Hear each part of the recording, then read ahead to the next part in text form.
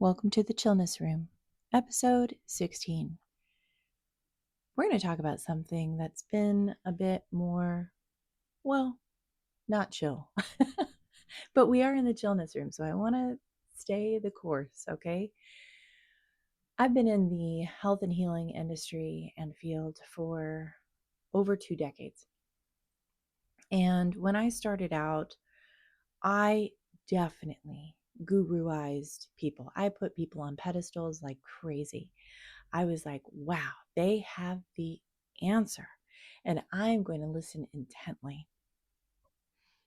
But what I learned throughout the years, and actually pretty quickly, I learned this because I've always been very self-reliant and very clear that if there was anything you could do, I could do it.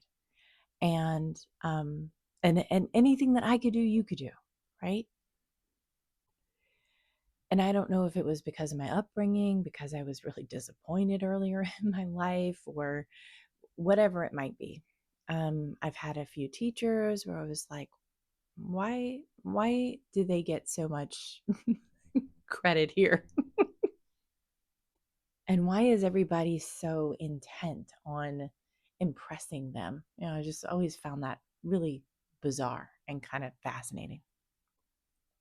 So anyway, I get into this realm because I need healing. I need peace. I need to feel better. I need to get clear. I need to understand myself because I am going to eat myself alive if I don't, right? It was a very desperate time in my life. So I definitely put some of the teachers that I listened to and connected with on a pedestal. And then they fell. They fell because they have to. Because honestly, they're human beings. And the whole point of this whole life thing is about me with me, understanding myself with myself, and understanding that there is nothing outside of me that is going to actually bring me healing or a deeper understanding or wisdom that I don't already have inside. And that's something that one of the illustrations was, I can't squeeze in an orange and get lemon juice. Whatever is in there is what's going to come out. And so if I have peace, I have joy, I have freedom, I have ease, I have gentleness, that's already there. And if I am continuing to notice that more and more in myself and others, that's because it didn't come from them, it came from me, right? So when we look at a teacher or we look at a guru, right, and we guruize them and we say, wow, they're amazing. And then we look at ourselves and we go, well, that's not coming from me, it's coming from them.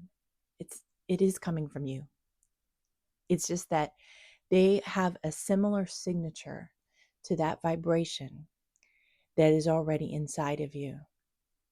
And so you can look at that and you can go, wow, their success is my success. My success is their success. Me feeling good is a result of what's already inside of me.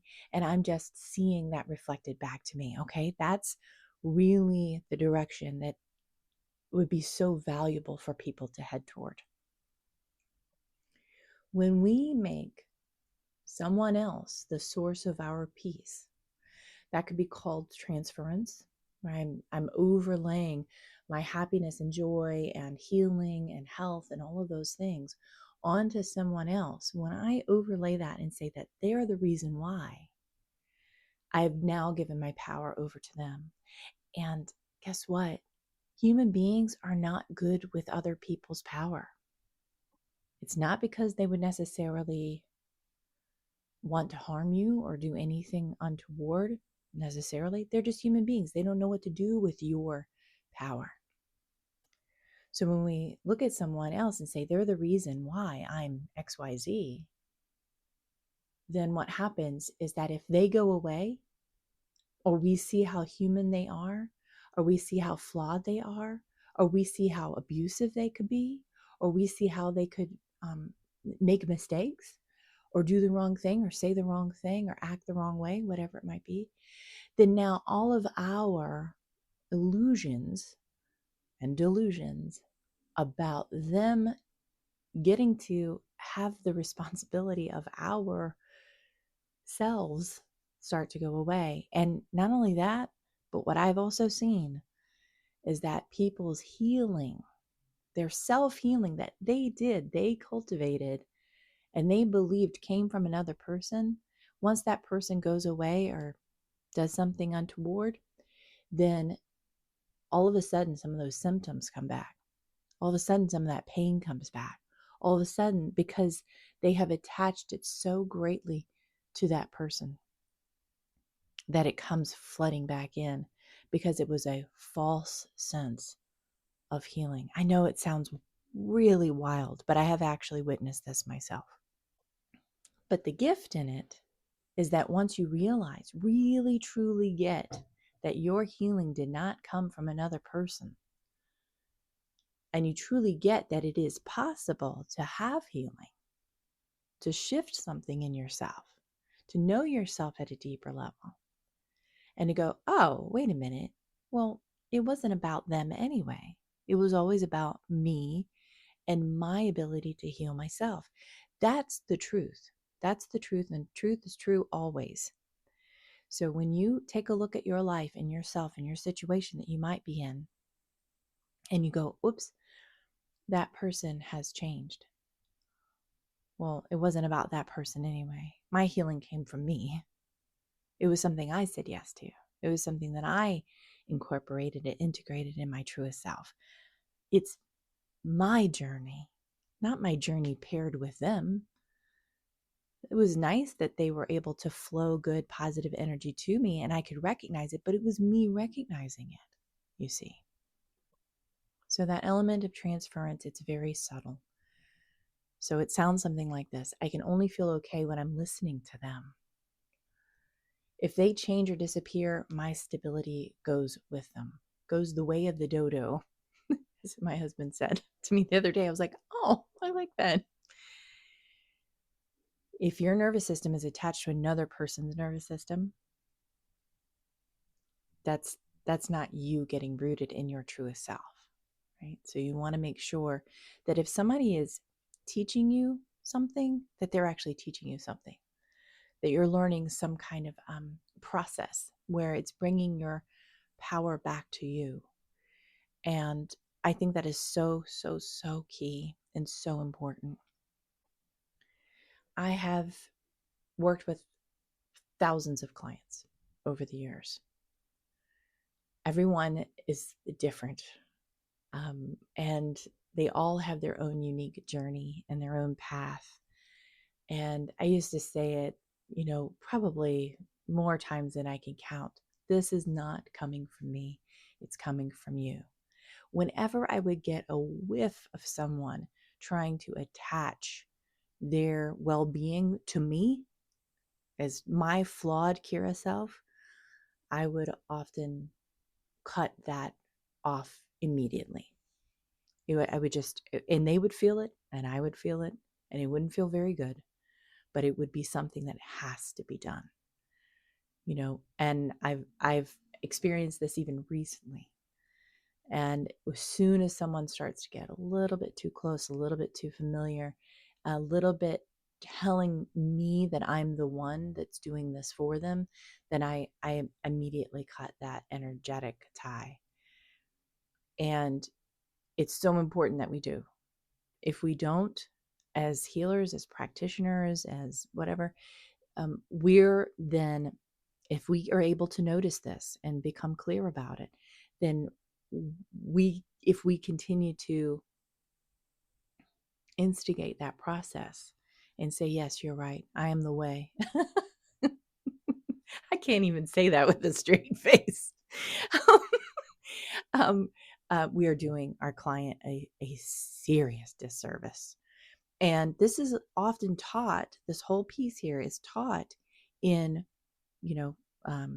classes you would take in college for psychology, or, if you got your doctorate or any of those things.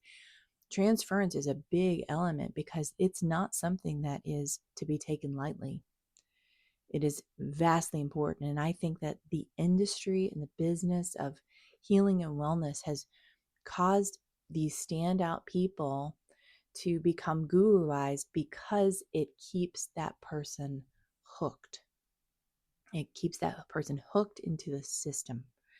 And so it becomes not just a placebo, but it just doesn't actually benefit full well-being in the long run because the person has to take their own individual journey with it. So I learn from people and I watch people, and I'm very consistently learning and watching people and how they're doing things, and why they do the things that they do and how they act, with everyone and in any moment. I'm always paying attention to those things because to me it's so important to remember who we are, you know? I have a sign as soon as I walk out of my bedroom in the morning. It's right on my wall and it says, "Remember who you are. Remember who you are." And it's kind of interesting because I almost have to remind myself, when I come from the sleep segment, I guess you'd say, like what Abraham would say, come from that sleep moment where I've been kind of in this really blissful, wonderful, relaxing space, that when I walk out the door, I have to remember to carry that with me, to carry that remembrance of my truest self with me out into the world.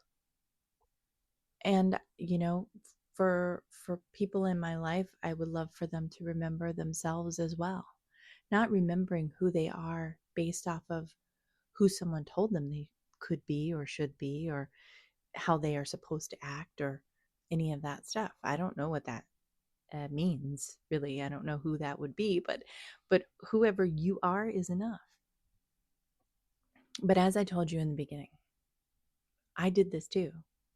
I overlaid a ton of my health and wellness and well-being onto another person until they taught me how to do it for myself. And once I learned how to do it for myself, then they could jump on that pedestal, they could fall from that pedestal, they could run around that pedestal, they could do whatever they wanted to. They could chop that pedestal up and burn it, whatever. It didn't matter because it wasn't about them anyway. It was only about me.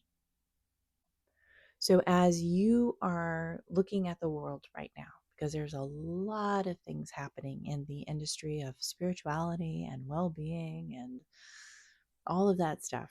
And what I love about our younger people today is they are very keenly aware of authenticity. Now, of course, I know there's some like beauty industry stuff and all that kind of thing, but they've got a very clear understanding about when someone is not being authentic. They can feel it, they sense it. I don't know if they were just born with it innately, or if, they just learned it, from their parents or grandparents, and they're just like, yeah, I'm not doing that. they're I love them because they're so keenly on top of it. Like, no, I don't want to.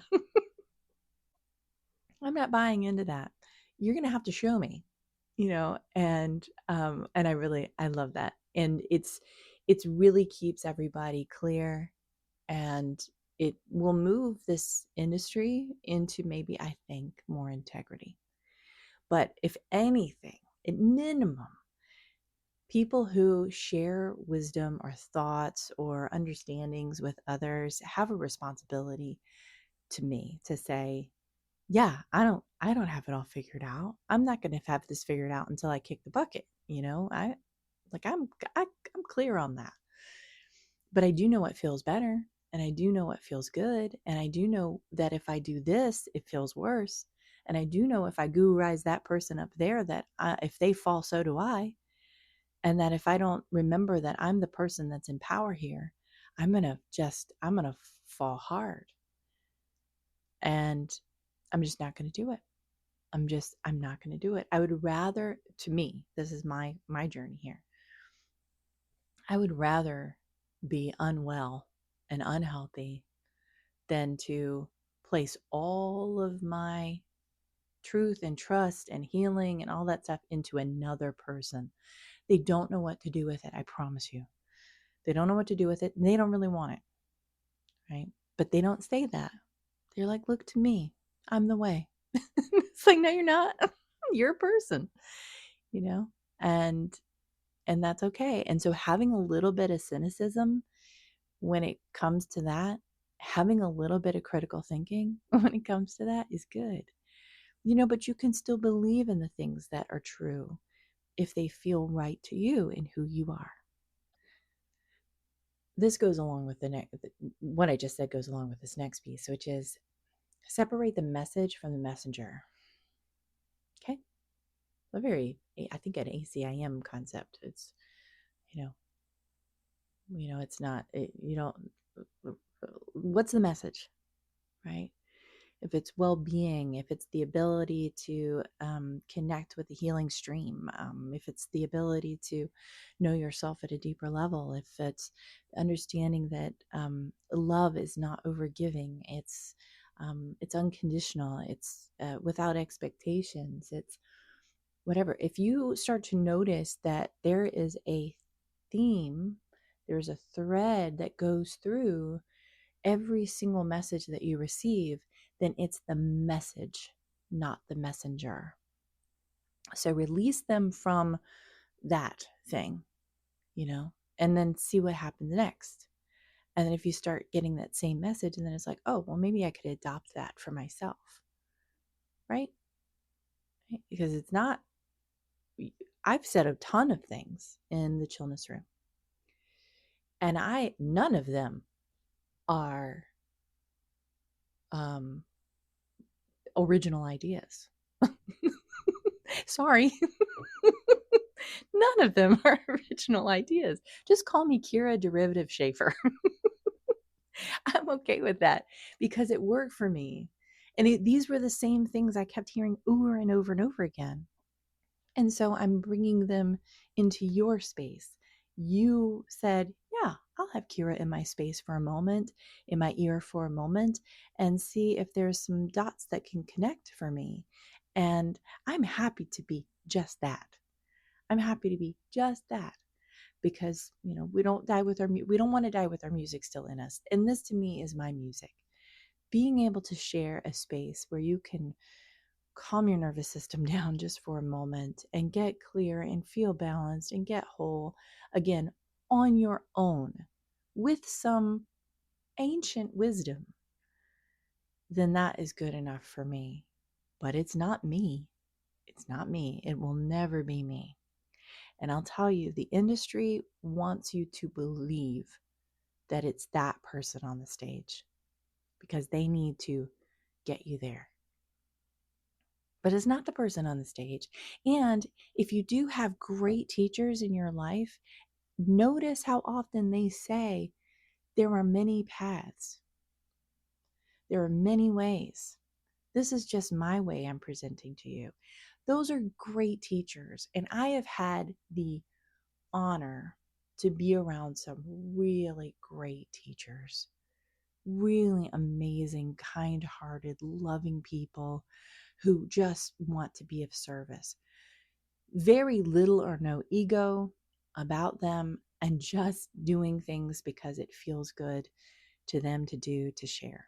So even though we might be seeing some people in the news and the things, and that could be very, very popular, they had kind of gotten wrapped up in this industry. And they're flawed. They don't do it right all the time. And it could be very harmful in some cases. Nobody seemed to have taught them about this idea of transference. And even if they did, maybe they ignored it because power is a really seductive thing. It can be really seductive and it can be hard to get out of it once you're in it. And so I don't know all of those details. The only thing I know is that I love the teachers who say, try it out. See if it works. If it doesn't, it doesn't. If it does, it does. If it's right for you, it is. If it's not, it's not. It's okay. It's a process. It's a journey. It's an understanding. It's an allowing, it's an opening up. It's a balancing act. No one will have all of the answers for you. That is between you and you.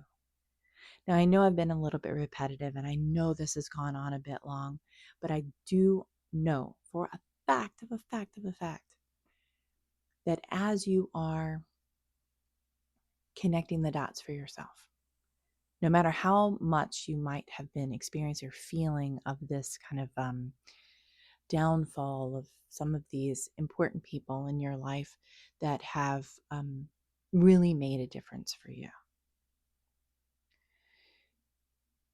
release the messenger from it and just receive the message. The message is good. The message is clean. The message is clear, especially if you've heard it multiple times again and again and again.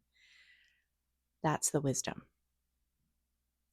right? Being able to tell the difference between somebody just being a human being, flawed, maybe even bad, and the message that they gave. And all the gifts that came from the message itself. Maybe it's your own personal healing that you received. That did not come from them. That did not come from them. That came from you. Own your ability to heal yourself, to know yourself at a really deep level, because you deserve that. Own your own healing. Okay? You didn't do anything wrong by putting them on that pedestal. I've done it. Lots of people have done it. You didn't do a thing wrong. And now take ownership over the fact that you're pretty amazing. That you heal yourself. That you know yourself so well that you can tell the difference. And you can. You can. All right, my loves. I hope you have a beautiful day. I know this was a little bit more intense for a Chillness Room episode, but I think it can bring about a feeling of peace. You did this for you. You loved yourself enough to say, I can heal myself. I can learn new things. I got the message. I'm trusting me. I put all my faith in me. And until we speak again and hang out again in the Chillness Room, take care.